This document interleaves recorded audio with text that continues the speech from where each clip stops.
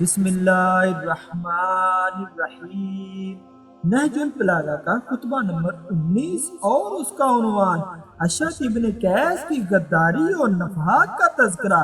حضرت امیر المومنین علی علیہ السلام ممبر کوفہ پر خطبہ ارشاد فرما رہے تھے کہ اشعث ابن قیس نے آپ علیہ السلام کے کلام پر اعتراض کرتے ہوئے کہا کہ یا امیر المومنین علیہ السلام، یہ بات تو آپ کے حق میں نہیں بلکہ آپ علیہ السلام کے خلاف پڑتی ہے۔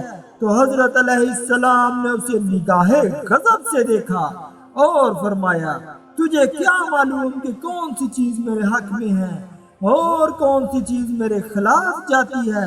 تجھ پر اللہ کی پھٹکار اور لعنت کرنے والوں کی، تو جلاہے کا بیٹا، جلاہا اور کافر کی گود میں پلنے والا منافق ہے۔ تو ایک دفعہ کافروں کے ہاتھوں میں، ایک دفعہ مسلمانوں کے ہاتھوں میں اسیر ہوا، لیکن تجھ کو تیرا مال اور حسب اس آر سے نہ بچا سکا۔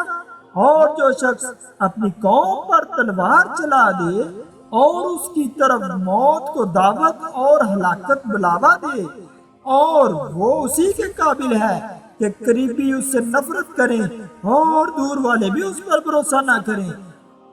سید رضی فرماتے ہیں کہ ایک دفعہ کفر کے زمانے میں اور ایک دفعہ اسلام کے زمانے میں اسیر کیا گیا تھا۔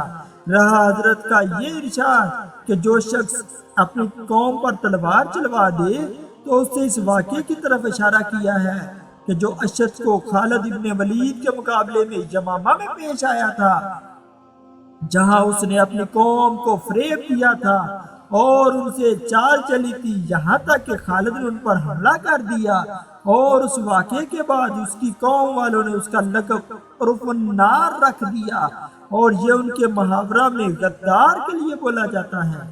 ہماری اس ویڈیو کو لائک اور چینل کو سبسکرائب ضرور کیجیے۔